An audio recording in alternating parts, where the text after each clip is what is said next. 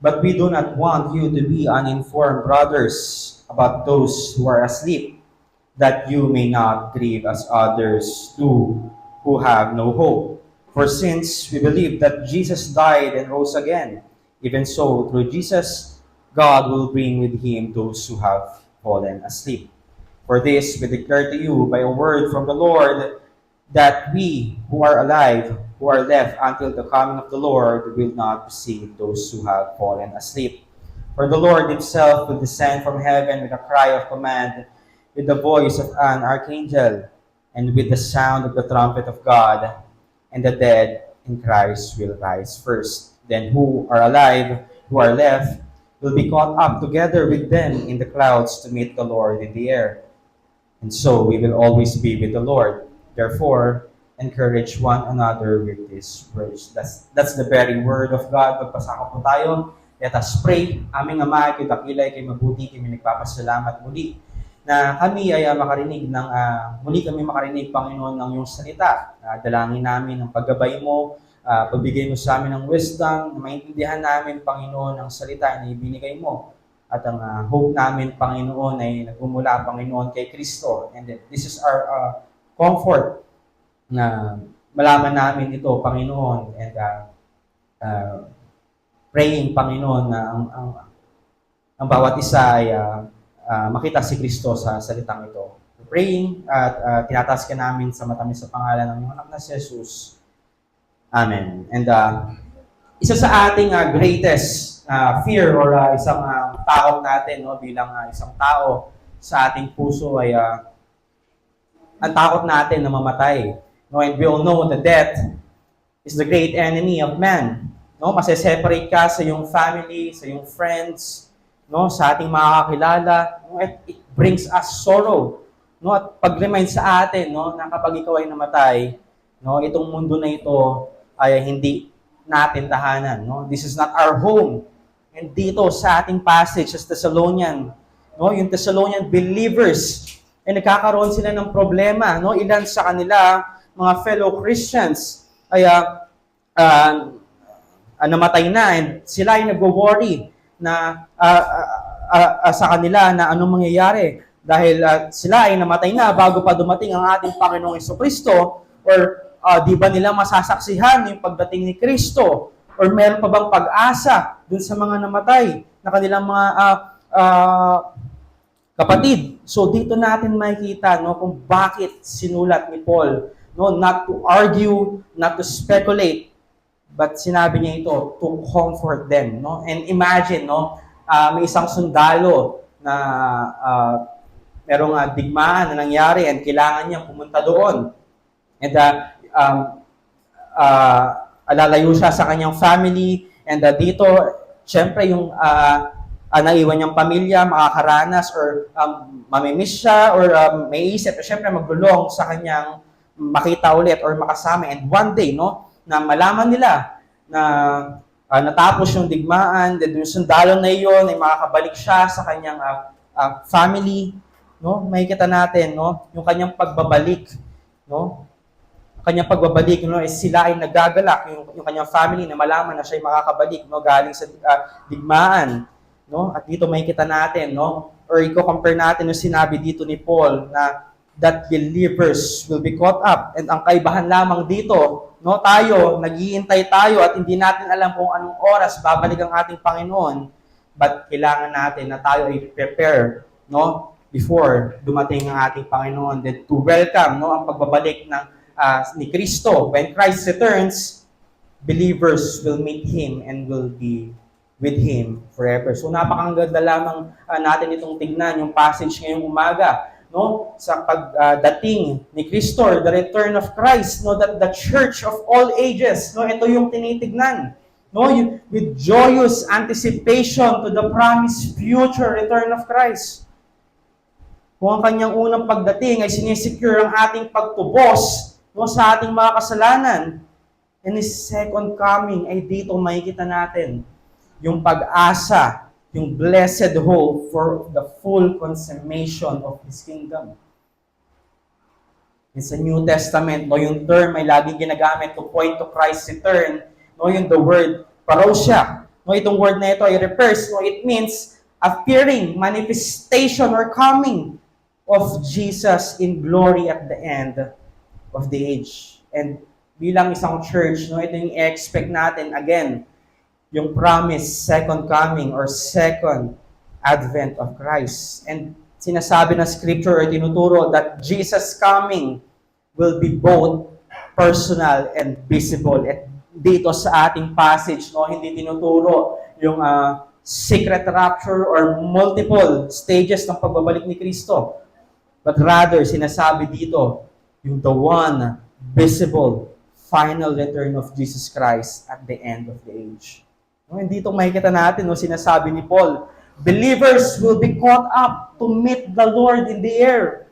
No, yung imagery dito na sinasabi ni Paul, no, yung Greek word na apenthesis means meet.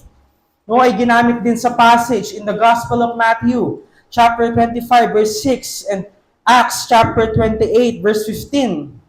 No, dito makikita natin where people go out to meet an arriving dignitary and then accompany him. So, ano sinasabi dito na yung is not the believers leave the earth permanently, but they welcome Christ as He returns to judge the world and renew creation. And dito makikita natin that the resurrection of the dead, the catching up of living believers, the final judgment, and the eternal state all happen at the same final coming of Christ. No, not at separate times. Makikita natin dito, no? At it's support dito sa passage ng 1 Corinthians chapter 15 verse 23 and verse 15 to 52 where the resurrections happens at the last trumpet. No, even sa gospel ng John, no, chapter 5 verse 28 to 29, dito makikita natin na tinuturo ni Kristo that all the dead will be raised on the same day. Some to life, some to judgment.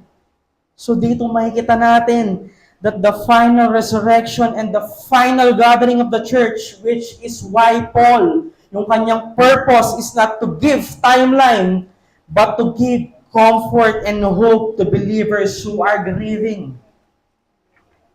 No, kung babasahin natin, no, yung binasa natin confession kanina, which is tinuturo that at the last day, the dead will be raised, the living will be changed, and Christ will judge the world. So therefore, the Christian's hope in this passage ay hindi para escape natin, no, yung mundo, but the resurrection of the body, the return of Christ, and the eternal life with Him is the new heavens and new earth. 2 Peter chapter 3, verse 10 to 13. So, kaya yung title natin ngayong umaga, no, sa the Christian's hope. And meron tayong dalawang punto na nakita dito, which is the first is the certainty of the Christian's hope. Again, the certainty of the Christian's hope. And second point, the glory of our hope. Again, the glory of our hope. No? Sabi sa ating first point, the certainty of the Christian's hope. No, kung titignan natin, yung verse 13, na tinuturo ni Paul that Christians grieve, pero hindi niya sinasabi or tinuturo na walang pag-asa. Or makikita natin yung kamatayan ay brings us sorrow, no, but not despair, dahil believers have the hope of resurrection. So dahil our future resurrection is certain, at dahil ito, or dahil Jesus died and rose again. And makikita natin, His resurrection guarantees ours. No, kung si Kristo ay namatay lamang, no, hindi tayo magkakaroon ng pag-asa. But we all know that Christ died and rose again, and that's our hope, mga kapatid. No? Nakikita natin, no, kung babasahin natin, yung pag-emphasize ni Paul dito, yung kanyang turo ay galing sa ating Panginoon. So ang note ko dyan, our hope is based on divine promise and not human opinion. And yung hope na ito ay hindi base sa revelation or not ignorance, but sinabi ni Paul sa verse 13, I do not want you to be uninformed. Makikita natin dito na dahil makikita natin yung ignorance ay nagpuproduce ng takot dahil hindi nila alam or mali yung kanilang doctrine. Nung makikita natin yung ignorance, nagkakaroon tayo ng takot. No? Kapag tayo ignorante, nagkakaroon tayo ng mga wrong ideas. And ignorance produces hopeless grip. Kaya sinabi ni Paul that Christian faith is not based sa ating nararamdaman or sa ating panaginip na nakita natin or visions or human philosophy, but it is based on the Word of God. And ito yung comfort natin, no? Bilang isang Kristiyano, na meron tayong doctrine. No? Marami nagsasabi na hindi importante, no? Yung doctrine. But sinasabi ni Paul, doctrine is exactly what grieving people need. Again, kung tama ang iyong doctrine, makakapag-isip ka ng tama, mamumuhay ka ng tama, at mag-grieve ka ng tama. Again, yung context sa Thessalonians ay sila ay nagwo-worry. They were mourning the death of their friends. Na yung blessing ay hindi nila makikita dahil namatay na sila. At sila ay confused, no? In-expect nila na si Kristo ay darating. No? Natatakot sila yung kanilang fellow Christians ay hindi kasama dito. That's why, again, kung tama ang yung doctrine, no, makikita natin, it changes the way we grieve. Pero di sinabi ni Paul na yung isang Kristiyano ay hindi ka mag-grieve. But Paul says, we should not grieve as others do who have no hope. So malaking kaibahan nyo, no, between Christians, grief and worldly grief. Na yung world, iniisip nila that the death is the end. Ito na yung katapusan. That's why Paul sinabi niya, no? But I would not have you to be ignorant, brethren. Same na sinabi niya sa Romans chapter 1 verse 13. I do not want you to be unaware, brothers. And sa Romans chapter 11 verse 25, I do not want you to be unaware of this mystery, brothers. No, kaya sinasabi dito ni Paul, God will bring with him those who have fallen asleep. No, kahit tulog, no? Concerning them which are asleep or are fallen asleep. And sa New Testament, no, the death of believers ay tinatawag na sleep. No, kung babalikan natin yung sermon ni Brother Nico, no, sa John chapter 11, and verse 11, na sinabi dito ni Kristo, our friend Lazarus has fallen asleep, but I go to awaken him. So makikita natin that Christ provides resurrection. And kahit no, si Stephen sa Acts chapter 7 verse 60, and falling to his knees, he cried out with a loud voice, Lord, do not hold this sin against them. And when he had said this, he fell asleep. So makikita natin yung sorrow, the despairing and unbelieving sorrow. O hindi ito yung tinuturo ni Paul. But tinitignan natin, no? Or tinitignan natin na wala tayong paniniwala, no? In a blessed resurrection. Kahit si Kristo, no, yung kanyang tears, no, sa tomb ni Lazarus ay pagpapakita lamang ng isang halimbawa ng sanctified Christian sorrow. So tayo, yung ating pag-iyak, pag-mourn, yung sakit na hinaharap natin, but behind our tears, there is hope. So gusto ko lang ipunto dito, Christ's resurrection is the foundation of our hope. So bakit? Why? Dahil ang hope natin ay grounded in the death of resurrection of Christ. For since we believe na ang ating Panginoon ay namatay at muling nabuhay, again, ito yung foundation ng ating pag-asa.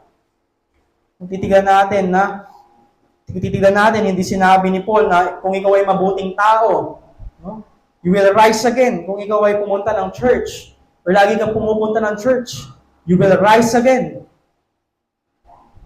But sinasabi ni Paul, our hope is based on Jesus, His death, and His resurrection. Ito yung gospel. That Christ died for our sins na hindi natin deserve. If Christ remained in the grave, wala tayong pag-asa. Wala tayong tinitignan na pag-asa. But because Christ rose from the grave, our resurrection is certain.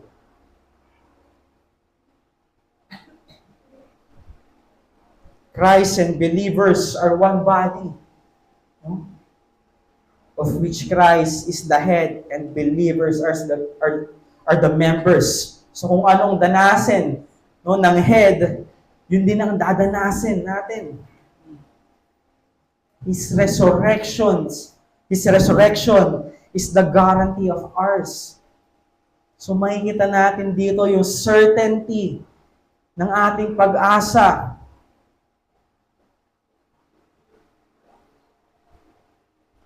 Ay grounded sa kamatayan at resurrection ni Kristo.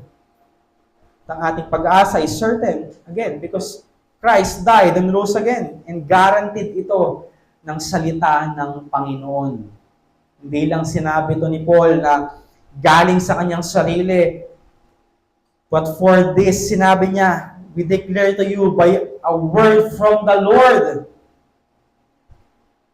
Hindi niya sinabi na opinion niya lamang. But Paul is saying, this is the word of the Lord. At dito makikita natin na yung pag-asa natin na sure dahil ito ay salita ng Panginoon. Ito yung certainty ng ating pag-asa. Our hope is certain, again, dahil ay grounded ito sa kamatayan at pag-resurrect ni Kristo. Makikita natin ito sa scripture. Sa first epistle ng Corinthians chapter 15, verse 20, that Christ is the first fruit of those who have fallen asleep. The word first fruits means the first part of the harvest that guarantees more harvest is coming. Sabi ni John Calvin sa isa niyang book, that Christ's resurrection is the pledge of our resurrection. So, ang ibig sabihin, yung kanyang resurrection ay pag-guarantee ng ating kaligtasan. If Christ rose, then those who are united to Christ will also rise. At kung babasahin natin sa John chapter 14, verse 19, because I live, you also will live. So makikita natin dahil sa buhay ni Kristo, tayo ay namumuhay. Pagpapakita lamang ng our hope is certain dahil hindi ito nakadepende sa atin. Ito ay certain dahil nakadepende ito kay Kristo. Sabi ni Louis Berkhoff sa kanyang systematic theology that the resurrection of believers is not a possibility but a certainty because believers are united to the risen Christ. Makikita natin yung certainty of our hope rest sa resurrection ni Kristo dahil tayo ay union with Christ. At ito ang pangako ng ating Panginoon. Ito ay base sa kanyang salita. The word of God cannot fail. Heaven and earth will pass away, but the word of God will never pass away. Isang death ng isang mananampalataya ay hindi punishment, but a passage into the presence of Christ. Hindi ito yung end, yung kamatayan. Ito'y patungo sa presensya ni Kristo. So meron ba tayong hope? Kung tayo man ay mamatay ngayon, sure ka ba? Are you certain that you will be with the Lord? Again, ang hope na ito ay hindi para sa lahat. This hope is only for those who are in Christ. Kung wala si Kristo,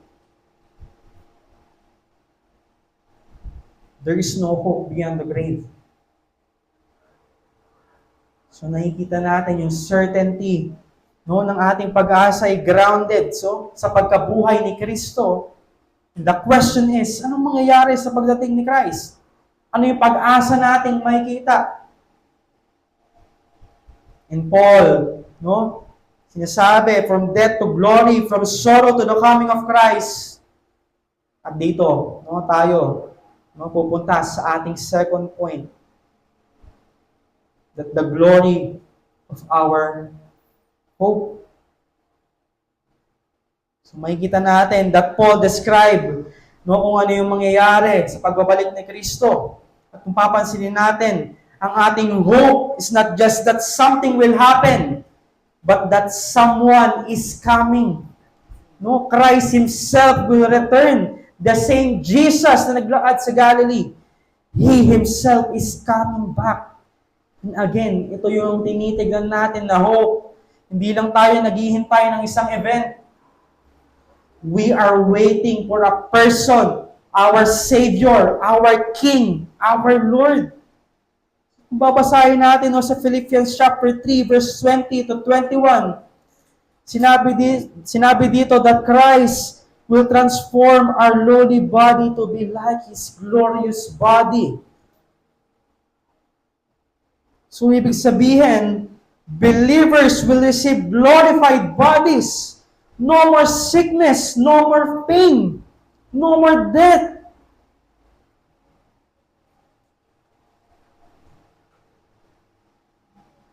Sinabi sa verse 16, no, dito, sa muling pagdating ni Kristo, the dead in Christ will rise first.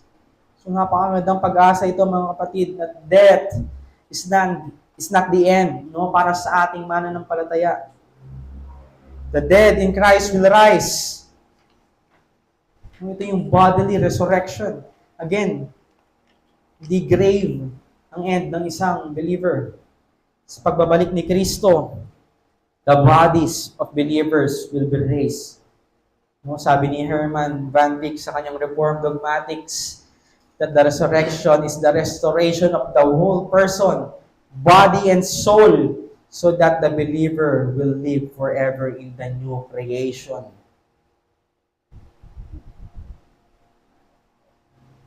So verse 17, no, dito sinabi ni Paul, then who are alive, who are left, will be caught up together with them in the clouds to meet the Lord in the air. And so we will always be with the Lord. So ito yung greatest hope natin, no, bilang isang Kristiyano, to be with the Lord. No, sabi nga sa Revelation chapter 21 verse 3 to 4, that God will dwell with His people and He will wipe away every tear and death shall be no more. So that's why sa verse 18, sinasabi ni Paul, therefore encourage one another with these words. So ibig sabihin yung doctrine natin, hindi lamang, no, para sa ating mga isip. Yung doctrine na ito ay nagbibigay sa atin ng comfort. No? Kapag ang isang Kristiyano ay namatay, o yung kanyang body ay mapupunta sa libingan, but the soul goes to be with Christ. At ang lahat ng mananampalataya will be gathered together. No? Together with believers who died and together with believers who are alive. Together as one church. Pagpapakita lamang that death separate us ng panandalian lamang. But Christ will gather all His people together again. And that is the greatest hope, no, natin. No, tayo ay kasama ng ating Panginoon. Ito yung promise sa atin, no, sa ating passage, that our greatest hope is will be with the Lord forever. If Christ were not in heaven, heaven would not be heaven. The glory of heaven is Christ Himself. Napakaganda lamang no pagpapakita ng katotohanan na ito ang nagko-comfort sa atin. Itong salita ng Panginoon, Makikita natin that this doctrine ay binibigyan tayo ng comfort and encourage sa ating kapwa mga mananampalataya, especially no, sa mga oras no, kapag nawawalan tayo ng pag-asa, nagsasuffer tayo, problems sa ating family, work, or sa ating pag-aaral, naisip natin yung struggle sa ating buhay, no? Gusto na natin mag-give up. Gusto natin umalis.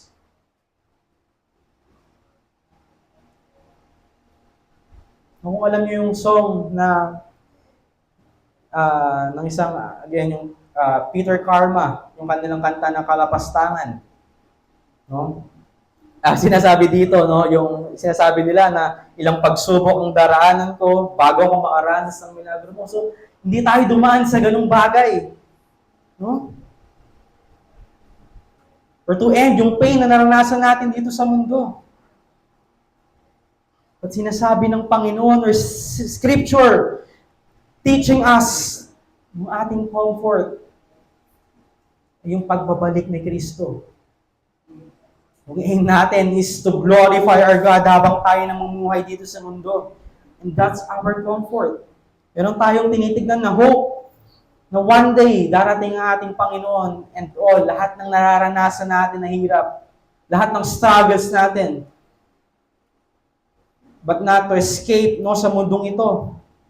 Pero makasama natin ang ating Panginoon and we are waiting for new heavens, new earth, in which righteousness dwells. And again, yung death ni Lazarus.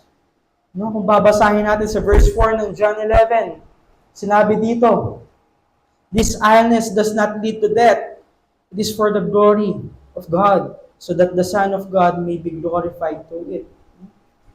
Or sa ating mga struggles, no, ito yung to build our faith. No, Romans chapter 8 verse 28, and we know that for those who love God, all things work together for good. So, ang punto lamang natin dito, the second coming of Christ is the believer's comfort. So, makikita natin ang hope natin ng isang mananampalataya ay iba sa hope ng mundo. Napakaganda lamang, no? Yung ating comfort ay na kay Kristo at hindi sa ating sarili. Na kahit sa kamatayan, hindi tayo matatakot dahil sure tayo na tayo ay na kay Kristo. And sa doctrines na ating nalalaman, that resurrection and the second coming of Christ ay pag-remedy again no, sa fear ng kamatayan. Hindi tayo magkaroon ng sorrow for the death of our Christian friends. Pagbibigay sa atin ng full assurance that one day, it will be some happiness that all the saints shall meet and remain together forever. So brethren, no? Support natin ang isa't isa no? In a times of sorrow. Kung ating ang kapatid ay may problema, bigyan natin ng kalakasan, encouragement. Alam natin lahat tayo ay may dinadalang problema, but alam din natin ng ating comfort dito ay mula kay Kristo. Enjoy natin yung means of grace. No? Fellowship, Word of God, sacraments. Kapag tayo nagkaroon no, ng affliction, no, ito yung tatakbuhan natin. Itong binigay sa atin ng Panginoon. So yung ating comfort sa salita ng Panginoon, these are the best, most solid, most durable, and universal. Sabi nga sa Romans chapter 15 verse 4, for whatever was written in former days was written for our instruction, that through endurance and through the encouragement of the Scriptures, we might have hope. Let's comfort one another. Ito yung greatest duty natin bilang isang mananampalataya at kapatid.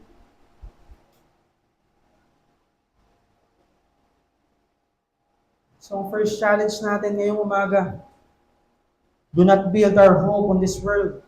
Hindi tayo magkaroon ng hope sa mundo. Alam natin ng mga bagay na ito. No? Dito sa mundo, hindi ka maliligtas sa kamatayan. Kung hindi ka ready, namumuhay ka pa rin sa kasalanan, ito yung oras na tayo ay magsisi. Hindi tayo, kapag tayo ay nagkakaroon ng problem, pumunta tayo sa mundo. Isa sa salita ng Panginoon. Mga kapatid, our greatest problem ay hindi ang kamatayan. But our greatest problem is being outside of Christ. Kung ikaw ay nasa mundo, wala kang pag-asa. Magkaroon tayo ng pagbabago.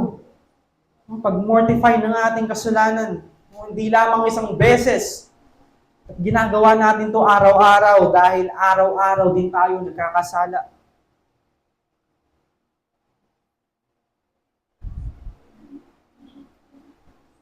Ang ating hope lamang ay si Kristo. Ang second challenge natin, live in readiness for Christ's return.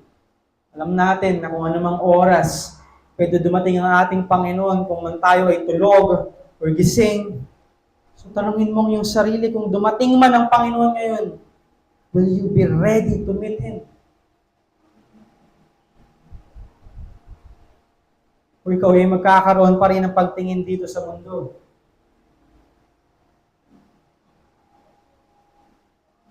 Ito yung oras. Ibibigay natin sa ating Panginoon, mga kapatid. Ang ating hope is certain dahil si Kristo ay nabuhay muli. Our Christian's hope is glorious dahil alam natin na babalik si Kristo. Kung tayo man ay namumuhay or tayo man ay mamatay, we belong to the Lord. At sa kanyang pagbabalik, the dead will rise, the living will be changed, and we will be with the Lord forever. So this is our hope. That is the Christian's hope. Tayo manalangin. Aming Ama, ikaw dakilay kay mabuti, kami nagpapasalamat muli sa pag-remind sa amin ng aming pag-asa ay mula sa iyo. Hindi kami, Panginoon, tumingin